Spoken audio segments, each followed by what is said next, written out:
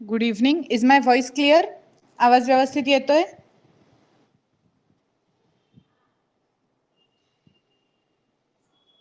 Okay, thank you.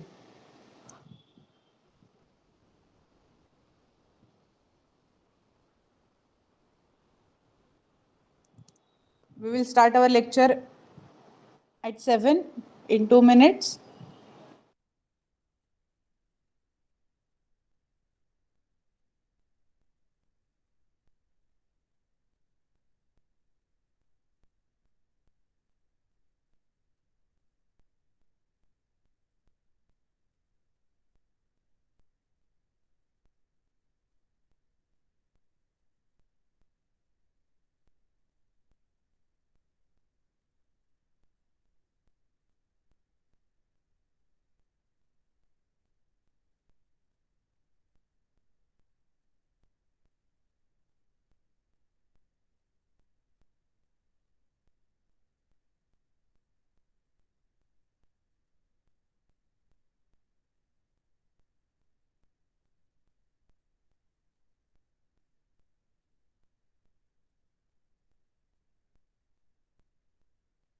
Is the screen visible? Screen दिसतोय व्यवस्थित? Okay, very good.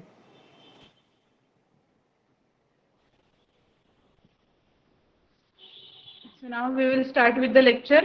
आपण मागच्या लेक्चरला मॉलिक्युलर मास पर्यंत बघितलेलं होतं. आठवतंय मॉलिक्युलर मास कसं कॅल्क्युलेट करायचं? ॲटम्स एकत्र येऊन एलिमेंट बनतो आणि त्या एलिमेंटचा मॉलिक्यूल बनतो, राईट. आणि आपण इंडिव्हिज्युअल ॲटॉमिक मास कन्सिडर करून एखाद्या एलिमेंटचं मास कॅल्क्युलेट करतो आणि त्या एलिमेंटच्या मास वापरून आपल्याला मॉलिक्युलर मास कॅल्क्युलेट करता येतं. एखादं जे मॉलिक्यूल असेल, फॉर एक्झाम्पल NaCl, MgCl2, आपण ट्राय पण केलं होतं की आपल्याला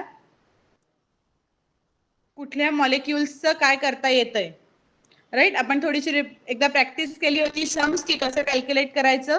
सो त्या वेळी आपण मॉलिक्युलर मास कॅल्क्युलेट केलेले होते आणि आपण थोडंसं वाचलं होतं मोल या कन्सेप्ट बद्दल. We will study that concept now in detail.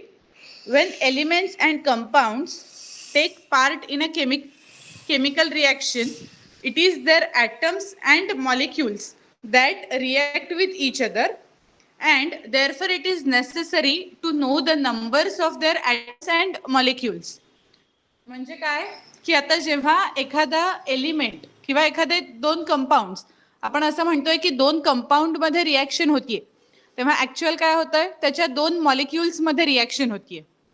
आपण जर असं म्हणलं दोन एलिमेंट्स एकमेकांशी रिॲक्ट होत आहेत, याचा अर्थ त्यांच्यामधले ज्या ॲटम्सनी तो एलिमेंट बनलाय ते ॲटम्स एकमेकांशी इंटरॅक्ट करतात. त्यामुळे ऍक्च्युअली किती ॲटम्स आहेत आणि ऍक्च्युअली किती मॉलिक्युल्स आहेत हे बघणं गरजेचं आहे. However, while carrying out a chemical reaction, it is convenient to measure out quantities that can be handled instead of counting the numbers of atoms and molecules. आपण ऍक्च्युअल नंबर 1, 2, 3, 4 असे atoms न calculate करता एक general quantity major करणार की जी आपल्याला handle करता येऊ शकते एखादी केमिकल रिॲक्शन कॅरी आउट करताना. ओके, फॉर एक्झाम्पल आपण काय करतो, जर भाजीमध्ये मीठ टाकायचंय तर आपण असं सांगतो का की मिठाचे 100 मॉलिक्युल्स टाका. जे ग्रॅन्युलर फॉर्म मधले आहेत ते मिठाचे 100 मॉलिक्युल्स टाका. चहामध्ये साखर टाकताना असं आपण सांगतो का की जे छोटे छोटे कण असतात साखरेचे तसे 100 टाका. आपण कशी क्वांटिटी यूज करतो, एक चमचा. त्या चमच्यात किती नंबर आहे ऍक्च्युअल तो आपल्याला माहित नसतो, बट आपण असं अज्युम केलेलं असतं की ह्या चमच्यात इतके नंबर्स ऑफ शुगर मॉलिक्युल्स और इतके नंबर्स ऑफ सॉल्ट मॉलिक्युल्स असतील. सो आपण एक क्वांटिटी डिसाइड करतो तिथे किती घालायची ही, instead of using numbers. Okay, त्या सेम वेनी इथे सुद्धा आपल्याला actual number, counting the numbers of atoms और molecules, it is feasible to use the quantity that can be added for the reaction. The concept of mole is useful for this purpose. Okay, जसं आपण measurable quantity मध्ये 1 चमचा 2 चमचे असं kitchen मध्ये use केलं जातं, तसं आपल्याला इथे मोल ही कन्सेप्ट यूज करायला लागणार. Okay, So a mole is that quantity of a substance whose mass in grams is equal in magnitude to the molecular mass of that substance in Daltons. Okay, म्हणजे सोप्या शब्दात लक्षात ठेवायचं तर तुम्हाला असं लक्षात ठेवायला लागेल की मोल ही एक क्वांटिटी आहे मेजरमेंट साठीची आणि ती कशाशी रिलेटेड आहे की त्या पर्टिक्युलर सबस्टन्सचं ॲटम्सचं मॉलिक्युल्सचं मास जे इक्वल असेल individual molecular mass in Dalton's.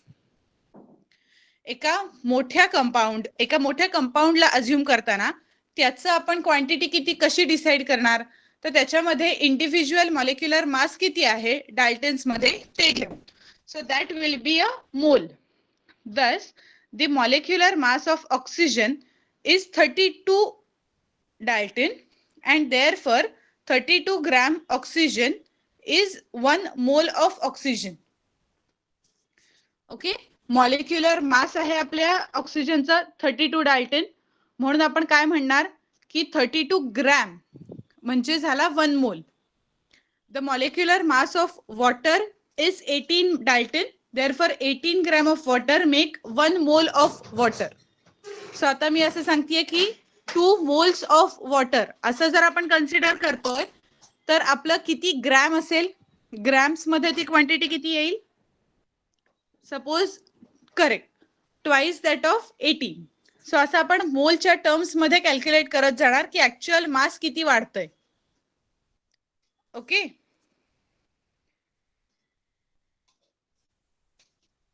आता 1 mole of a compound is the mass of that substance in gram equal in magnitude to its molecular mass. Okay, म्हणजेच आता तुम्ही ही डेफिनेशन आता एक्झाम्पल वरून जास्ती चांगली कळेल. 32 डाल्टन हे त्याचं मॉलिक्युलर मास झालं, इक्वल इन मॅग्निट्यूड झाली ही मॉलिक्युलर मासची 32 डाल्टन, आणि काय 1 mole of a compound is mass of that substance in gram. Mass in gram 32 gram आणि मॅग्निट्यूड ऑफ मॉलिक्युलर मास झाली 32 Dalton's. The SI unit is mole. Same, फक्त आपण definition लिहिताना फुल form लिहिताना MOLE use करणार आणि त्याचं SI युनिट जे असतं, जसं आपण मीटर हे SI युनिट आहे, अशी जी आपण युनिट्स लिहितो त्यामध्ये आपण फक्त स्मॉल MOL लिहिणार. So the number of moles of a substance that is N is equal to mass of substance in grams upon molecular mass of substance. You will need to remember this formula. हा formula व्यवस्थित लक्षात ठेवायला लागेल, सगळीकडे लागेल. Formula एकदम सोपा आहे.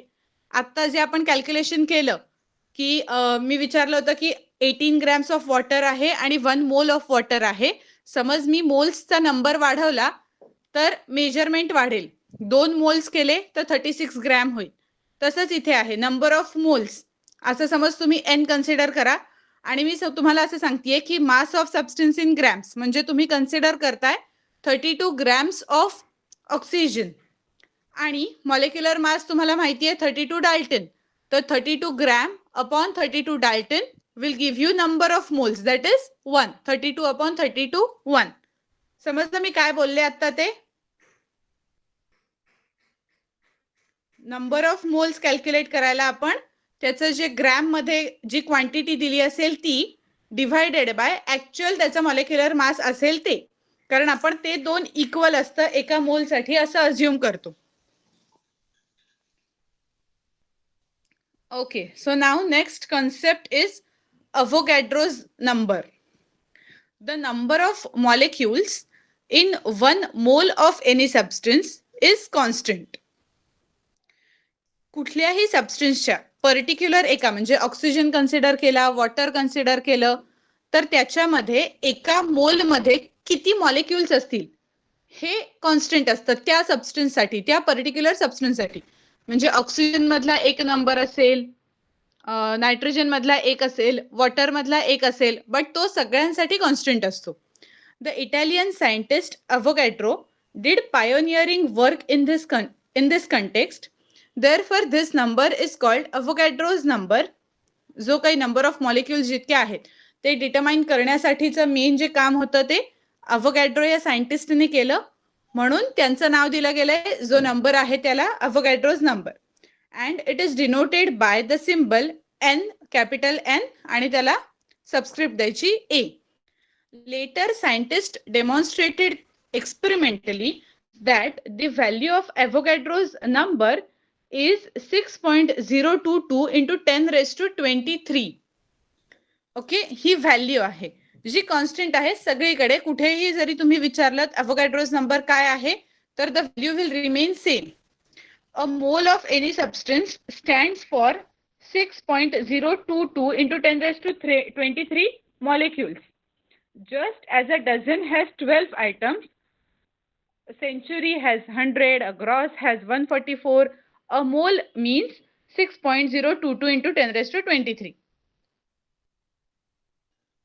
ओके, म्हणजे एका मोलमध्ये कुठल्याही सबस्टन्स तुम्ही कन्सिडर केलात, त्याचं जेव्हा तुम्ही म्हणाल की एक मोल, तेव्हा त्याच्यामध्ये एवढे नंबर ऑफ मॉलिक्युल्स प्रेझेंट असणार. जसं त्यांनी वर दिलंय, आपण डझनला 12 हे ठरलेलं असतं. 1 डझन सफरचंद घ्या किंवा 1 डझन पेरू घ्या. माप बदलणार आहे का तिथे? पेरू मागितले 1 डझन की तो 14 देणारे आणि सफरचंद मागितलं की 12, असं नाही होत. 1 डझन म्हटलं की क्वांटिटी आपली 12च होते. तसंच मोल्स ऑफ कुठलाही जो आपण नंबर घेऊ, त्याचा एक मोल सपोज कन्सिडर केला, तर त्याच्यामध्ये त्या सबस्टन्सचे एवढे मॉलिक्युल्स असतात. सो एक how many molecules are there in 66 gram of CO2. तर आता molecular mass of CO2 is 44. आता आधी हाऊ मेनी मॉलिक्युल्स म्हणजे आपल्याला नंबर ऑफ मॉलिक्युल्स काढायचे, त्याच्या आधी आपल्याला नंबर ऑफ मोल्स काढायला लागतील. ओके, सो आता इथे एक बऱ्याचशा मुलांचं कन्फ्युजन होतं, मोल्स आणि मॉलिक्युल्स सेम आहे असं नाहीये. बऱ्याच जणांना वाटतं की मोल्स म्हणजेच मॉलिक्युल्स, तर नाही, ते कम्प्लीट डिफरंट आहे. ओके, मी जसं मगाशी सांगितलं ते आपल्या साखरेचं एक्झाम्पल लक्षात ठेवा तुम्ही याच्यासाठी. साखरेचा एक मॉलिक्यूल आणि 1 चमचा साखर हे सेम आहे का? तर नाही. सेम वे इथे सुद्धा हेच लॉजिक आहे. एखाद्या ॲटम बद्दल फक्त हे एवढंच फरक आहे.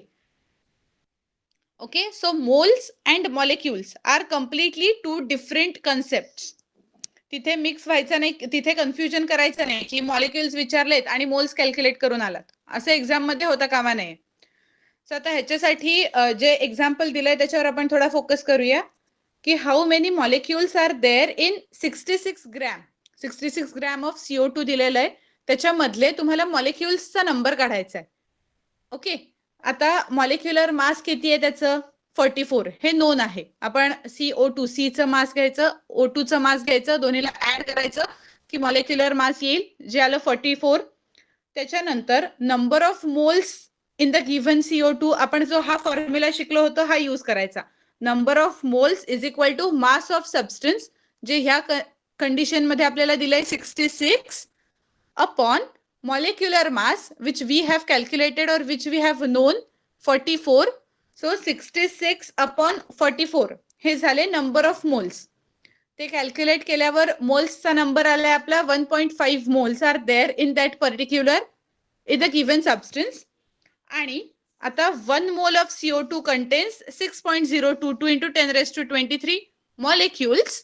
देअरफॉर आपली युनिटरी मेथड नेहमीची त्रैराशिक पद्धत, एका मोल मध्ये एवढे नंबर ऑफ मॉलिक्युल्स आहेत, तर एक 1.5 मोल्स मध्ये किती मॉलिक्युल्स येतील. ओके, सो हे क्रॉस मल्टिप्लिकेशन करून कॅल्क्युलेट केलं आणि आन्सर फायनल तयार झालं, किती मॉलिक्युल्स आले. ओके, सो कॅल्क्युलेट करून आपल्याला ठरवता येऊ शकतं की जेव्हा आपण एखादी क्वांटिटी घेतोय की किती मोल्स घेतले सबस्टन्स, म्हणजे आपल्याला एक अंदाज येऊ शकतो की ऍक्च्युअली त्या सबस्टन्स, त्या कंपाऊंड मध्ये रिॲक्टिंग मॉलिक्युल्स किंवा रिॲक्टिंग ॲटम्स किती होते, याचा अंदाज घेण्यासाठी आपण ही मेथड यूज करतो. For that we are going to use this Avogadro number. Okay, so 1 mole of water is इतके आपण एक छोटूस सम ह्याच्यावरती कॅल्क्युलेट करूया.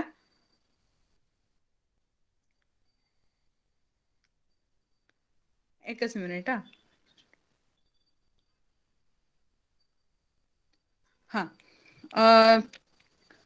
take the sum as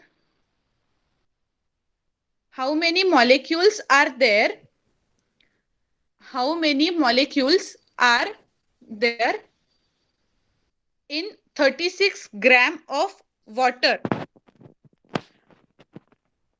How many molecules are there in 36 gram of water? Please try to calculate this. याचं जरा calculation करून सांगा मला किती आन्सर येत आहे तुमचं.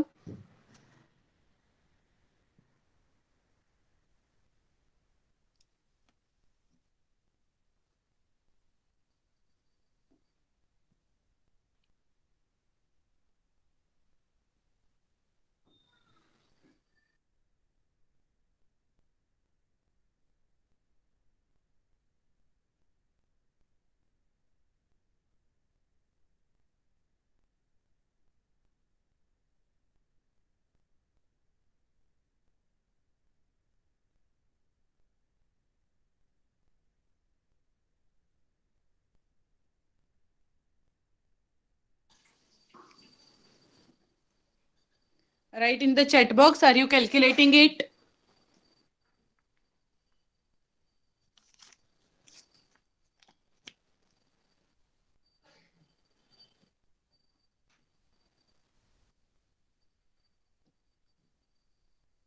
ओके, मैत्रेयाचा आन्सर आलाय. अजून बाकीच्यांनी जरा टाका काहीतरी आन्सर, म्हणजे मग मला कळेल सगळ्यांना कळलंय की नाही. द्विजेशचं पण आलंय.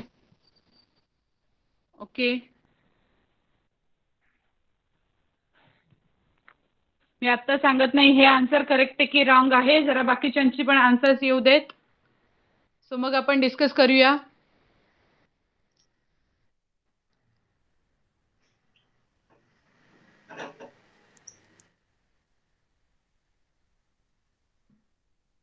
There are total 8 people in the lecture. अजून तिघांनीच फक्त आन्सर्स दिली आहेत. 8 पैकी तिघांचीच आन्सर्स आली आहेत. बाकीच्यांनी पण करा कॅल्क्युलेट, ट्राय करा. अनुजचं पण आलंय अजून. ओके, सो 50% लोकांनी तरी दिलेलं आहे answer. So this answer is correct. 12.044 into 10⁻23. So I assume now की तुम्हाला कळलेलं आहे कसं कॅल्क्युलेट केलं आपण. 36/18 molecular mass of water is 18. Given mass was 36 grams. So 36/18 जे येणार आहे 2. So 2 into Avogadro number, correct 2 moles झाले, आणि moles into Avogadro's number will give you the number of molecules. So it's a very easy concept. आत्ताच ही concept व्यवस्थित शिकून घ्या आणि वापरायचा प्रयत्न करा. ओके, परत हेही सांगते की हे लाईफ टाईम आहे, हे कायम लागणार आहे, कधीच संपणार नाही हे की आता 9th ची एक्झाम दिली आणि विसरलं असं होणार नाही. कायम तुम्हाला ही गोष्ट लक्षात ठेवायला लागेल. सो आत्ताच क्लिअर करून घ्या डोक्यामध्ये, कुठल्याही फील्डमध्ये गेलात तरी हे लागेलच, सायन्सशी रिलेटेड कुठल्याही फील्डमध्ये. Okay, very good. So now always remember, अरे सेमच क्वेश्चन पुढे दिलाय, how many molecules of water are there. मग सेकंड पण तुम्ही होमवर्कसाठी सॉल्व्ह करू शकता. How many molecules of H2SO4 are there in a 49 gram sample. Okay, हे आता नका सॉल्व्ह करत बसू, होमवर्कसाठी करून टाका. The number of molecules in a given quantity of a substance is determined by its molecular mass. Right, आता ह्यामध्ये determining factor कुठला आहे तर त्याचा मॉलिक्युलर मास. कारण जितकं आपण क्वांटिटी घेणार ती वेगळी. The number of molecules in equal masses of different substance is different. हे आपण आरामात बघू शकतो की आता नंबर ऑफ दोन वेगळ्या सबस्टन्सचे नंबर ऑफ मॉलिक्युल्स वेगळेच येणार. 1 चमचा मीठ आणि 1 चमचा ज्वारी असं जर मी क्वांटिटी सांगितली तर मॉलिक्युल्स सेम येतील का? 1 चमचा मिठातले मॉलिक्युल्स आणि 1 चमचा ज्वारी सांगितली तर दोन्ही मधले मॉलिक्युल्स सेम येणार? नेव्हर.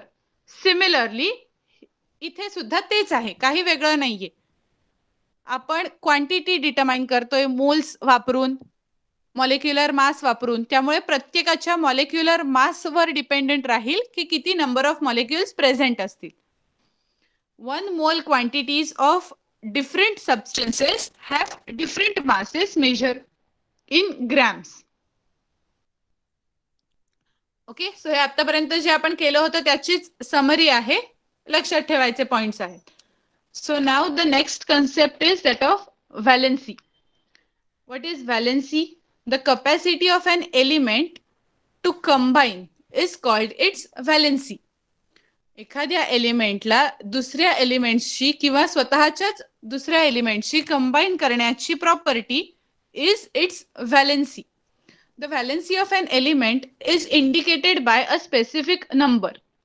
Numerical values मध्ये आपण त्याला determine करू शकतो.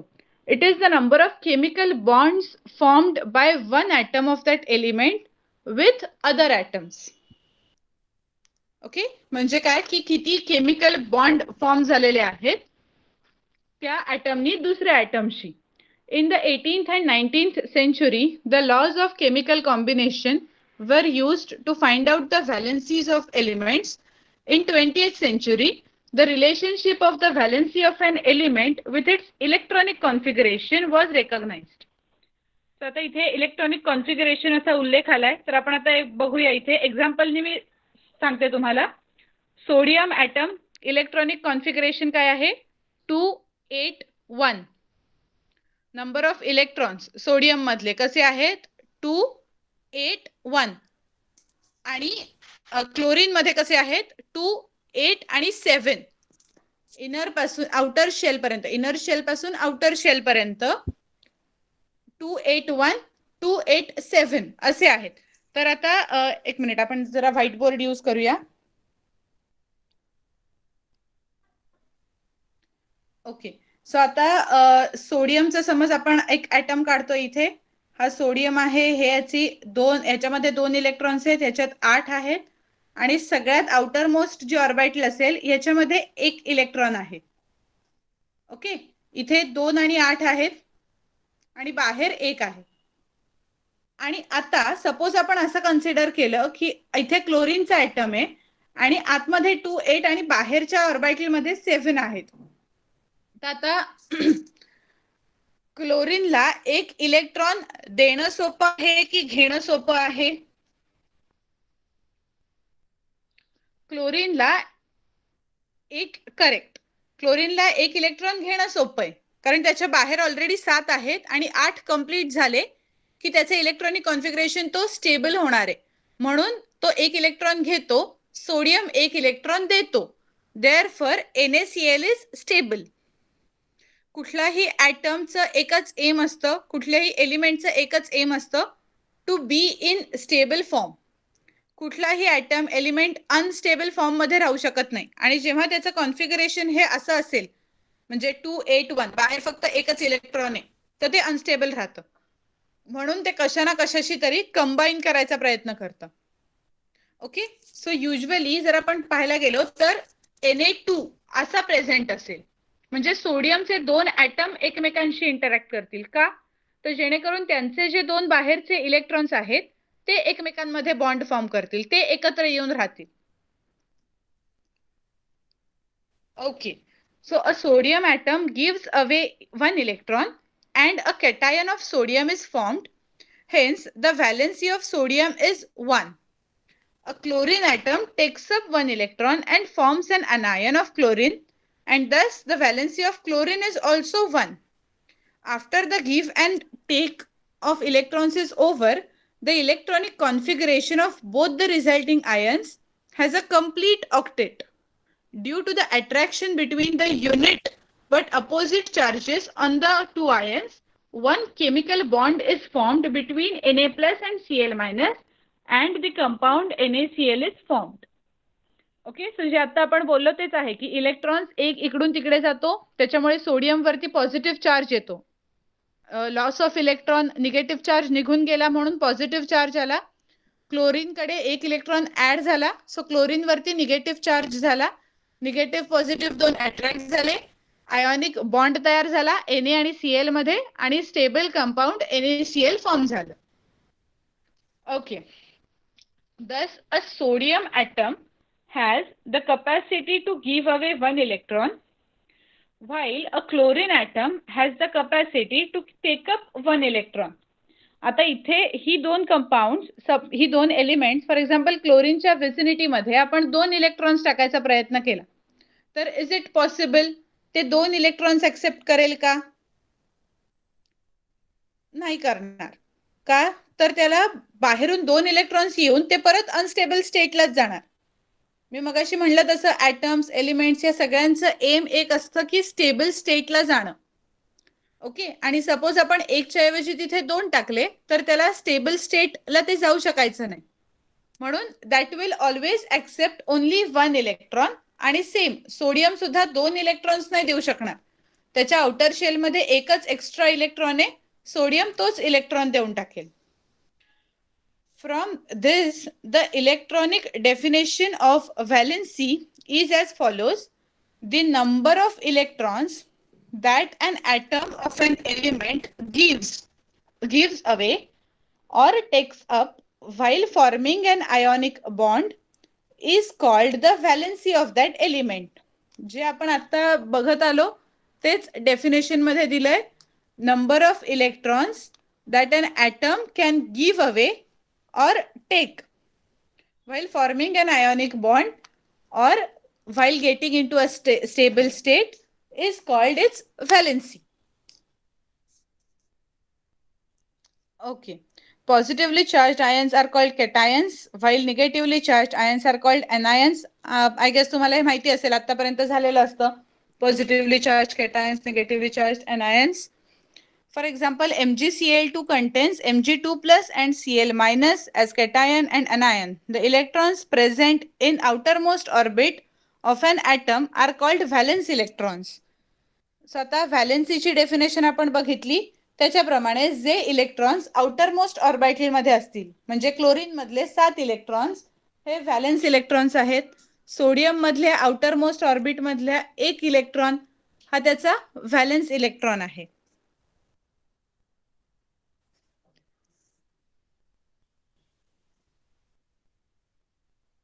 Okay. Next, how will the compounds MgCl2 and CaO be formed from their elements? तर आता इथे आपण NaCl च्या ठिकाणी बघितलं होतं की NaCl स्ट्रेट अवे Na कडे 1 इलेक्ट्रॉन जास्ती होता, क्लोरीन कडे 1 इलेक्ट्रॉन कमी होता. 1 इलेक्ट्रॉन इकडून तिकडे गेला, NaCl फॉर्म झालं. आता आपण असं वाचलं MgCl2. तर आता MgCl2 असं त्यांनी दिलंय, MgCl फॉर्म होऊ शकेल का?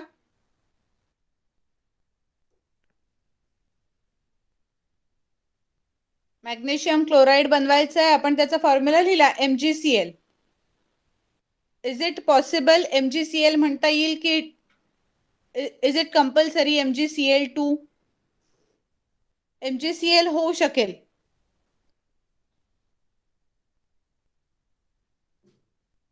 बर, आता इथे थोडस जे वरती, नो इट विल नॉट. इथे कसं दिलंय बघा, Mg2 प्लस Mg कडे 2 इलेक्ट्रॉन्स आहेत आउटर शेल मध्ये आणि Cl ची कपॅसिटी एकाचीच आहे. ओके, सो एक Cl जर Mg ला जाऊन अटॅच झाला तर काय होईल, Mg चा तरी सुद्धा 1 इलेक्ट्रॉन एक्स्ट्रा त्याच्याकडे राहील ऍज इट इज. बरोबर, Mg कडे 2 इलेक्ट्रॉन्स आहेत, Cl कडे एकच इलेक्ट्रॉन घ्यायची कपॅसिटी आहे. एक Cl गेला, त्यांनी 1 इलेक्ट्रॉन घेतला, Mg कडे तरी सुद्धा 1 इलेक्ट्रॉन एक्स्ट्रा राहतोय. आणि जेव्हा एक्स्ट्रा इलेक्ट्रॉन असेल किंवा कमी इलेक्ट्रॉन्स असतील तर ते पर्टिक्युलर एलिमेंट, तो पर्टिक्युलर ऍटम हा स्टेबल नसणार. त्यामुळे MgCl ला स्टेबल होण्यासाठी अजून एक कोणीतरी असा लागेल जो उरलेला 1 इलेक्ट्रॉन आहे तो घेऊन टाकेल.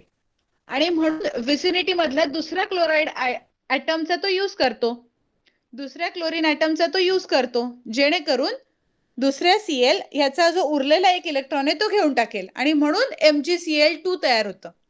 MgCl स्टेबल नाहीये, MgCl2 म्हणून स्टेबल आहे.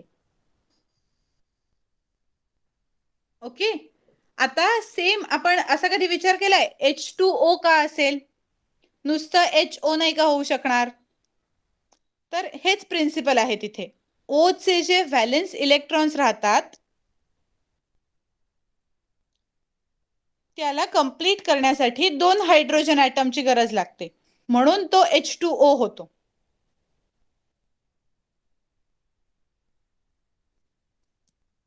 ओके, तसंच आपल्याला पुढच्या कशाचं विचारलंय, CaO.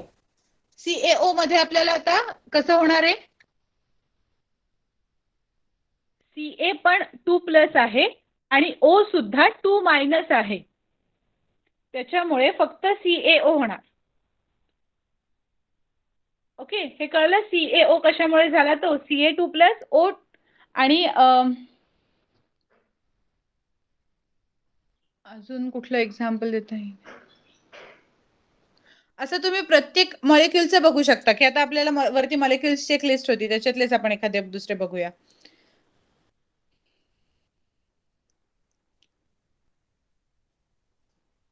AlCl3, Al3+A, म्हणून त्याला Cl चे 3 मॉलिक्युल्स लागले. CaOH ट्वाइस, कारण OH जर आपण कंप्लीट कन्सिडर केला तर OH वरती -1 एवढा चार्ज असतो. OH वर -1 एवढा चार्ज राहतो, म्हणून OH चे 2 मॉलिक्युल्स घ्यायला लागतील to get stabilized with Ca. MgO झाला, कारण Mg2+O2-.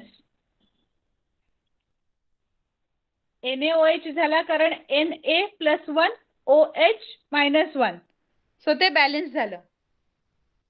Is it clear?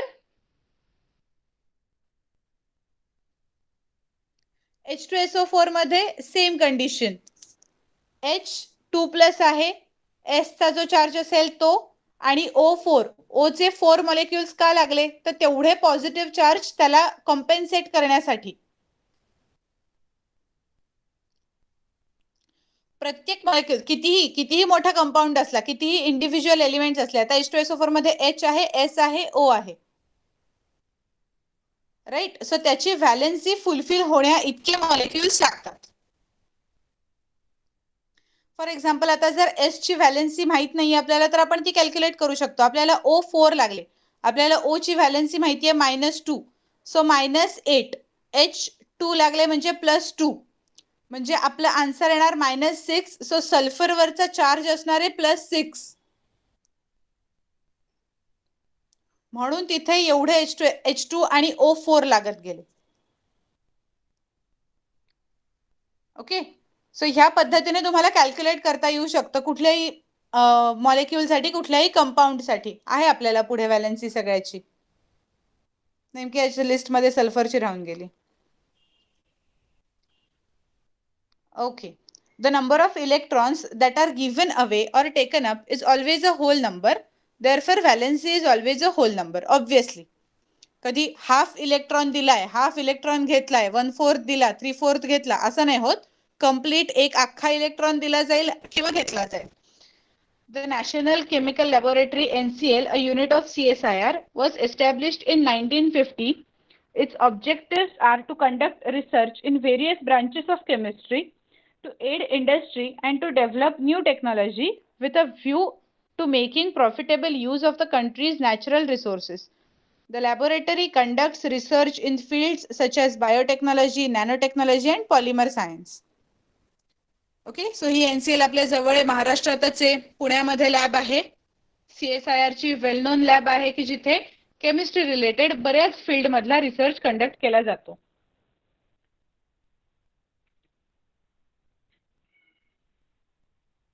Okay, so now you have to complete this chart. You can do it for homework, की त्याचा ॲटॉमिक नंबर किती आहे, इलेक्ट्रॉनिक कॉन्फिगरेशन कसं तयार होऊ शकतं, व्हॅलेन्स इलेक्ट्रॉन्स किती आहेत आणि त्याच्यामुळे व्हॅलेन्सी किती आहे, राईट. आता इथेच सिम्पली सांगते, हिलियमचं त्यांनी कसं दिलंय बघा. ॲटॉमिक नंबर 2 आहे, इलेक्ट्रॉनिक कॉन्फिगरेशन फर्स्ट शेलमध्ये 2 इलेक्ट्रॉन्स जाणार, व्हॅलेन्स इलेक्ट्रॉन्स राहिले 2, बट व्हॅलेन्सी 2 नाहीये. असं का असेल, व्हॅलेन्सी का 0 आहे हेलियमची? आउटर मोस्ट शेल मधले त्याचे इलेक्ट्रॉन्स आहेत 2, that is valence electrons are 2, but valency is 0 because it is not ready to form bonds with any other atom.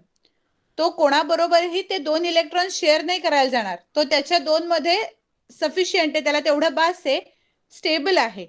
त्यामुळे तो ते इलेक्ट्रॉन्स द्यायला किंवा घ्यायला जाणार नाही, म्हणून व्हॅलेन्सी 0 आहे. भलेही बाहेरच्या शेल मधले इलेक्ट्रॉन्स 2 असले, व्हॅलेन्सी 0 राहणार. ओके, इथे थोडं कन्फ्युजन होऊ शकतं काही लोकांचं की आता 2 जर बाहेर इलेक्ट्रॉन्स आहेत तर तो ते देणार नाही का? तर नाही देणार, कारण ती कंप्लीट आहे, त्याचं तेवढीच शेल आहे, ती भरलेली आहे.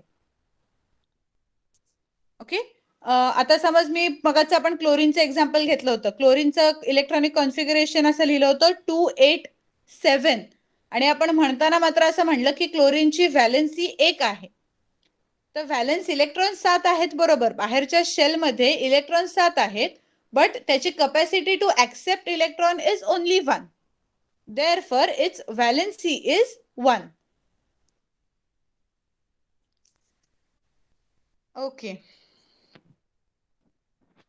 Variable valency. Under different conditions, the atoms of some elements give away or take up different number of electrons. काही गिव्हन कंडिशन्स मध्ये काही ॲटम्स हे, म्हणजे आता आपण मगाशी जसं बघितलं की एकच इलेक्ट्रॉन देईल किंवा घेईल, तसं न करता इट कॅन, काही कंडिशन मध्ये तो 2 इलेक्ट्रॉन देईल घेईल, काही कंडिशन मध्ये 1 घेईल. In such cases those elements exhibit more than 1 valency. Naturally आपण जेव्हा म्हणतो की एखाद्या एलिमेंटची व्हॅलेन्सी 1 आहे, तर ती स्टेबल आहे, ती कायमसाठी आहे. बट जर का तो काही कंडिशन मध्ये 1 देतोय, काही कंडिशन मध्ये 2, तर त्याची व्हॅलेन्सी व्हेरिएबल राहणार, बदलती राहणार. This property of elements is known as variable valency. So always remember iron Fe exhibits the variable valencies 2 and 3. Therefore, iron forms 2 compounds with chlorine, FeCl2 आणि FeCl3. Depending on condition, त्याची valency बदलते आणि त्यामुळे it can either form FeCl2 or it can also form FeCl3. So असेच अजून कुठले कुठले elements आहेत? Copper, cuprous, cupric, mercury, mercurous, mercuric, iron, ferrous, ferric. Okay, so write down the cations and anions obtained from the compounds in the following chart. तर आता छोटूस आहे, पटकन करून टाकूया, खूप सोपं आहे. कॅटायन्स म्हणजे काय असतात?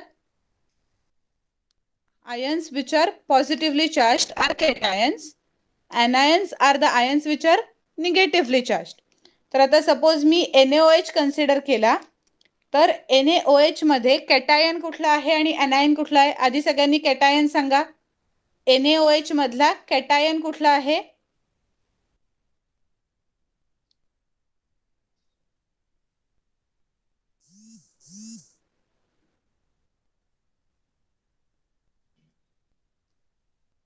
Very good, Na+.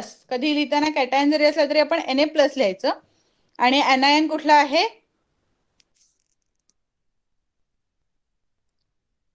OH-. Very good, perfect. So हे NaOH साठी झालं. CaOH ट्वाइस साठी काय असेल? CaOH ट्वाइस साठी कॅटायन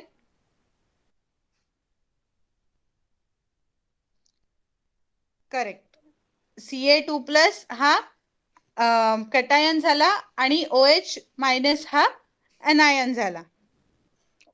एनायन दोन्ही ठिकाणी सेमच होता. HNO3 मध्ये काय आहे? HNO3. HNO3 मध्ये कॅटायन कुठला आहे?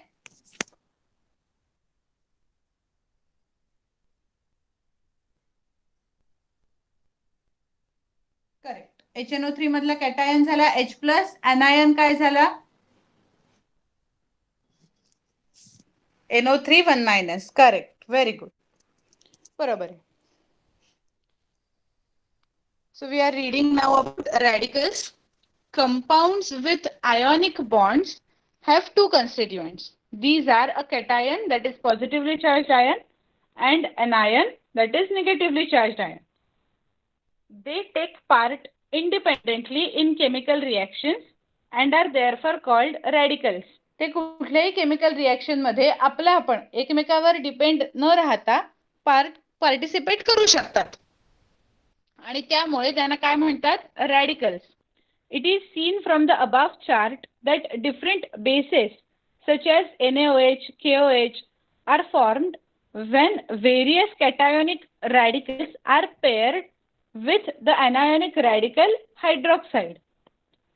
Hence, the cationic radicals are also called basic radicals. Different bases are distinguished from each other by the basic radicals in them. On the other hand, different acids are formed when various anionic radicals are paired with the cationic radical H+. Therefore, anionic radicals are called acidic radicals. थोडं मोठं होतं पण सोपं होतं. कॅटायोनिक रॅडिकल्सला basic म्हणतात का, तर जे Na+, हे एक जनरल टर्म माहितीये ना. ऍसिड आणि बेसची डेफिनेशन माहितीये. ऍसिडची साधारण डेफिनेशन काय असेल जरा चॅट बॉक्स मध्ये सांगा. ऍसिडच्या 3 डेफिनेशन्स असतात, जे 3 प्रकारे ते एक्सप्लेन केलं गेलं आहे. बट आपण तेवढ्या डिटेल मध्ये जाऊया नको. फक्त ऍसिडची जनरल तुम्ही कसं ओळखाल की मी समोर तुम्हाला एखादं केमिकल ज्याचा फॉर्म्युला दिलाय तर तो नेचरमध्ये ऍसिडिक आहे की बेसिक आहे हे साधारण कशावरून सांगाल.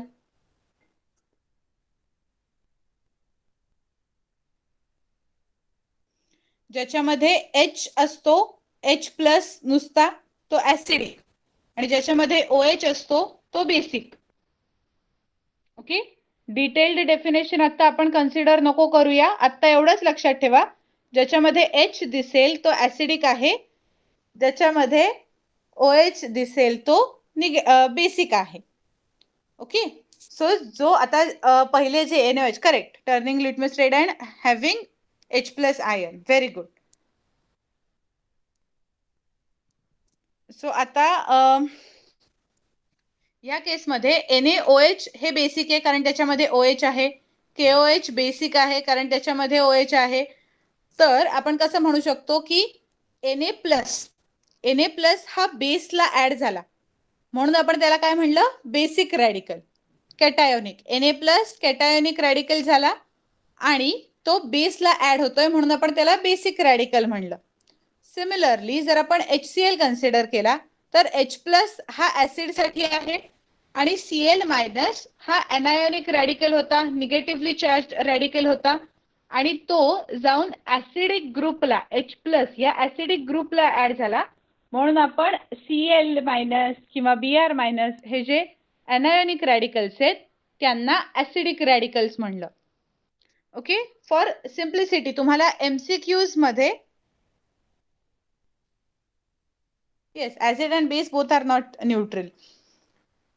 हा, सो सिम्प्लिसिटीसाठी असं तुम्हाला जर MCQs वगैरेचे प्रश्न येणार असतील तर त्याच्यासाठी कुठेतरी असं लिहून ठेवा नोटबुक मध्ये किंवा टेक्स्टबुक मध्येच की cationic radical basic, anionic radical acidic.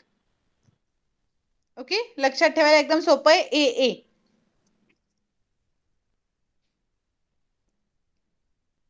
The difference in the composition of various acids becomes clear by the acidic radicals in them. प्रत्येक ऍसिडच, आता HCl ऍसिड आहे, HNO3 ऍसिड आहे, H2SO4 ऍसिड आहे, बट प्रत्येकाचं कंपोजिशन हे कशामुळे बदल होतोय प्रत्येकाच्या कंपोजिशन मध्ये आणि प्रॉपर्टीज मध्ये, तर त्यांच्यामध्ये जे कुठले ऍसिडिक रॅडिकल प्रेझेंट आहे, एकामध्ये NO3 आहे, एकामध्ये Cl आहे, एकामध्ये SO4 आहे.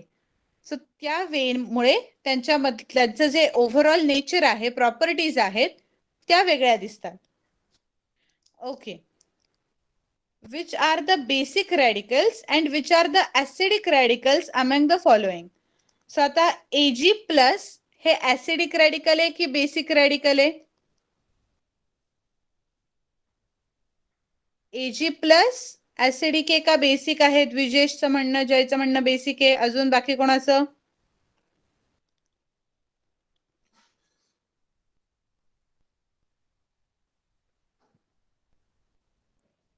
Anuj, Dheeraj, basic. Okay, very good. कारण तो कॅटायोनिक आहे. Ag प्लस चार्ज आहे त्याच्यावर, म्हणजे तो कॅटायोनिक आहे, आणि कॅटायोनिक आहे म्हणून तो बेसिक रॅडिकल आहे. ओके. त्याच्यानंतर I minus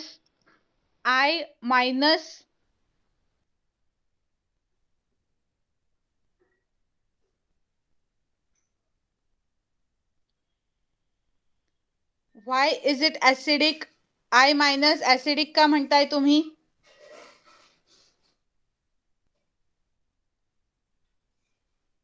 Negative charge is there, therefore it is anionic and therefore it is acidic. Very good, perfect.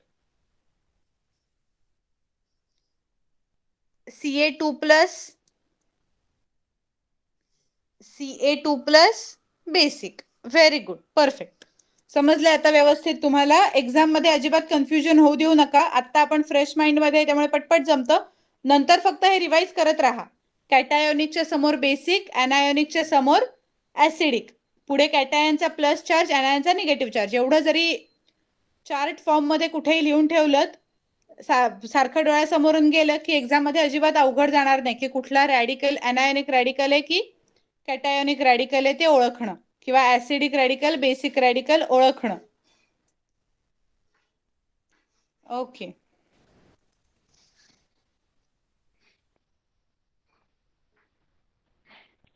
Classify. Okay, ठीक आहे. Mono atomic radicals such as Na plus, Cu plus, Cl minus are called simple radicals. Okay, ह्याच्यामध्ये दुसरं काही नाहीये, एकच atom आहे. Mono atomic म्हणजे, mono म्हणजे एक, ॲटॉमिक ॲटम, एकच ॲटम आहे, Na, Cu, Cl. सो ह्यांना काय म्हणलंय? Simple radicals. When a radical is a group of atoms carrying charge such as SO4 2 minus. SO4 2 minus हा एक रॅडिकल सपोज आपण फॉर्म केलाय. NH4 plus, it is called composite radical. जेव्हा आपल्याकडे एकापेक्षा जास्ती ॲटम्स प्रेझेंट आहेत, त्यावेळेला आपण त्याला कंपोजिट रॅडिकल म्हणणार. The magnitude of charge on any radical is its valency. Radical वरती केवढा चार्ज आहे ती त्या रॅडिकलची व्हॅलेन्सी झाली. म्हणजे आता मगाशी आपण शिकलो ती ॲटॉमिक व्हॅलेन्सी होती, इथे आपण शिकतोय रॅडिकलची व्हॅलेन्सी. SO4 ची व्हॅलेन्सी आहे 2 मायनस. ओके, NH4 ची व्हॅलेन्सी आहे +1. दॅट डझंट मीन दॅट नायट्रोजनची व्हॅलेन्सी +1 आहे असं नाहीये. NH4 ची व्हॅलेन्सी +1 आहे. SO4 ची व्हॅलेन्सी 2 मायनस आहे. ओके, सो ह्या बेसिसवर तो वरचा एक्सरसाइज होता की Ag plus, Mg2 plus, Cl minus हे सगळे काय आहेत? Mono atomic radicals. SO4 2 minus, ClO3 minus, NH4 plus हे सगळे आहेत कंपोजिट रॅडिकल्स. अरे पहिले जे आपण म्हणले होते ते सिम्पल रॅडिकल्स, उरलेले होते ते कंपोजिट रॅडिकल्स. तर एक्झाम मध्ये असं येऊ शकतं की which of the following is a simple radical, आणि 4 ऑप्शन दिले जाऊ शकतात. 3 कंपोजिट असतील ज्यांच्यामध्ये असे वेगवेगळे कॉम्बिनेशन असतील, SO4 2 मायनस, NH4 प्लस, आणि एखादाच सिम्पल दिला असेल तो ओळखायचा. अजून असाही क्वेश्चन येऊ शकतो, which of the following is composite radical. 3 simple दिलेले असेल, कंपोजिट दिला असेल तर कंपोजिटला टिक मार्क करायची. ओके, समजलंय व्यवस्थित आतापर्यंतचे रॅडिकल्स बद्दल? Simple, composite, anionic, cationic, basic, acidic. Chemical formulae of compounds. Recapitulation. The characteristics of a compound formed by ionic bonds is that its molecule has 2 parts. The characteristics of a compound formed by ionic bonds is that its molecule has 2 parts. त्याच्या molecule मध्ये 2 parts येणार. These are a cation and an anion. बरोबर, एक cation, जेव्हा ionic bond usually कुठे form होतो? जेव्हा ion. तुमचे बॉन्ड झालेत, टाइप्स ऑफ बॉन्ड्स झालेले आहेत आता मागच्या वर्षीपर्यंत?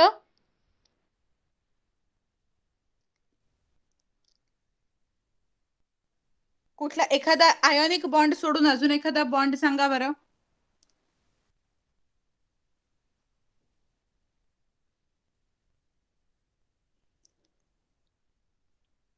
नाही, केमिकल बॉन्ड हे जनरल टर्म आहे. जे केमिकल्सच्या मध्ये बनतात ते केमिकल बॉन्ड. आयोनिक फक्त झालाय, बाकीचे टाइप्स झालेले नाहीयेत.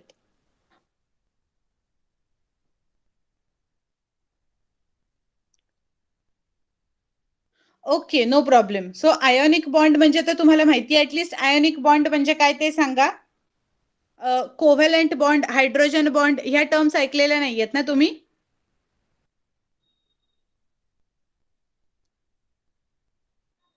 ओके, सो त्यात पण कन्फ्युजन आहे. आयोनिक झालंय की नाही याच्याबद्दल कन्फ्युजन आहे.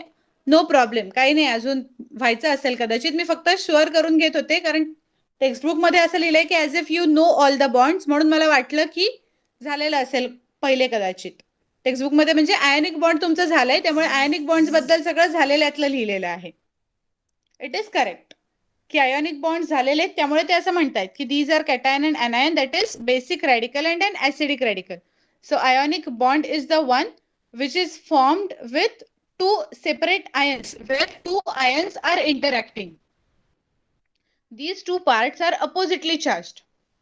Right? समज मी असं सांगितलं की Na, correct, attraction between oppositely charged ions in a chemical compound. Very good, perfect. So आता समज मी असं सांगितलं की सोडियम आणि मॅग्नेशियम ह्या दोनला एकमेकांशी इंटरॅक्ट करा. Is it possible? Is it possible to form ionic bond between sodium and magnesium?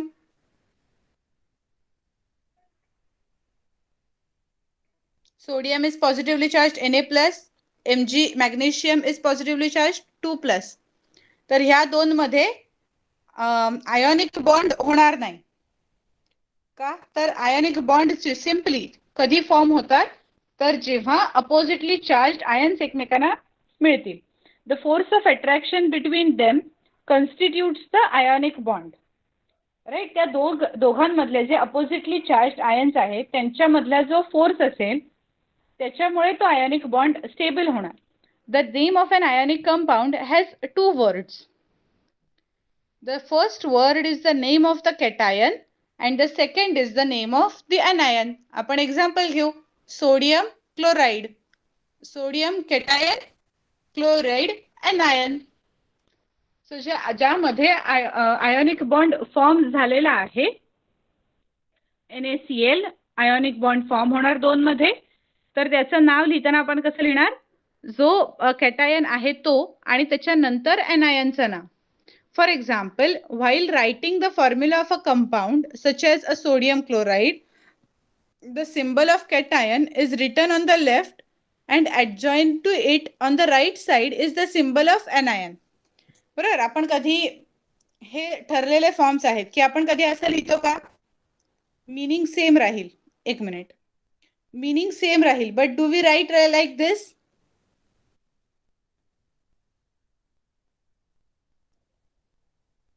Meaning तर तेच राहणार आहे. Cl मायनस आहे, Na प्लस आहे. We it is standard method to write this in this way. किंवा मी असं लिहिलं समज, तर इज इट राईट?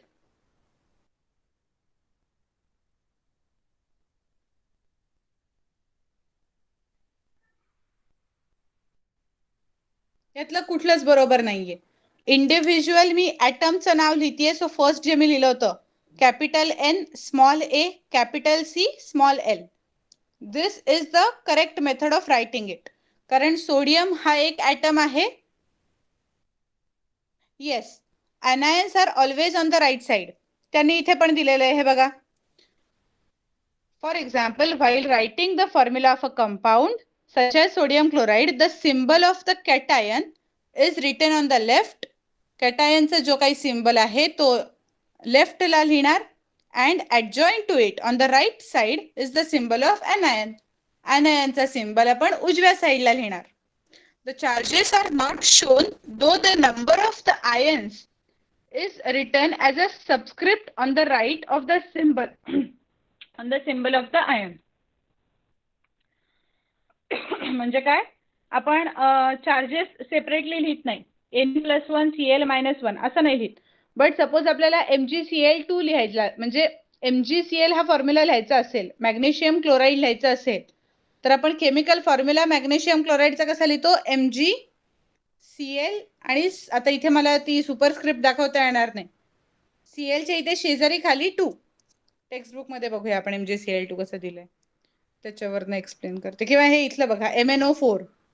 Mn आणि O ला सुपरस्क्रिप्ट दिलेली आहे खाली, सबस्क्रिप्ट 4. राईट हँड साईडला खाली नंबर लिहिलेला असतो की किती टोटल आपल्याला आयन्स लागले तो स्टेबल करायला. आता नाव सेमच राहतंय आपलं. म्हणजे समज मी MgCl2 ला वर्ड मध्ये फ्रेम केलं तर ते काय येणार आहे? Magnesium chloride. केमिकली लिहिताना मला कळायला पाहिजे की मी किती ॲटम्स ऍक्च्युअली डील करतेय, की Cl चे 2 ॲटम्स मला लागणार आहेत. This number is obtained easily by the method of cross multiplication of valencies. The steps for writing a chemical formula are shown on the next page. Okay, so हे symbol आपण NaSO4, तर Na ची valency 1, SO4 ची 2. So 2 molecules of Na आणि 1 molecule of SO4 लागणार. म्हणून आपण कसं लिहिणार? Na2SO4. जसं आता MgCl2 चं लिहिताना आपण Mg च्या खाली लिहिणार +2 Cl2, म्हणजे Cl2 असं लिहून त्याच्या खाली लिहिणार -1 आणि +2 -1 ह्याचे क्रॉस मल्टिप्लिकेशन करणार. म्हणून आपला Mg झाला 1 आणि Cl झाले 2. कारण Mg च्या खाली आपण 2 लिहिला होता, तिथे क्रॉस मल्टिप्लिकेशन केलं. ओके, क्रॉस मल्टिप्लिकेशनची मेथड आपण अजून थोडीशी डिटेल शिकूया नेक्स्ट लेक्चर मध्ये, जेव्हा आपला हा चॅप्टर कंप्लीट होऊन जाईल. ओके, कारण क्रॉस मल्टिप्लिकेशनची मेथड तुम्हाला काही ठिकाणी कदाचित वापरायला येऊ शकते. So to study major, okay, prepared spreadsheet showing the atomic mass of elements. हां, हे एक तुम्हाला उपयोगी पडेल की ॲटॉमिक मास, मॉलिक्युलर मास थोडे लक्षात ठेवणं.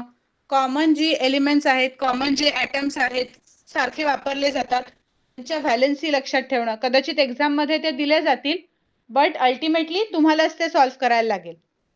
ओके, जर नाही दिल्या तर थोडंसं लक्षात ठेवून द्या. Okay, so we will continue with the same chapter in next lecture. पहिल्यांदा आपण फक्त हा छोटासा पार्ट समजावून घेऊया, त्याच्यानंतर पुढच्या चॅप्टरला आपल्याला सुरुवात करता येईल. Okay, so for now thank you and bye.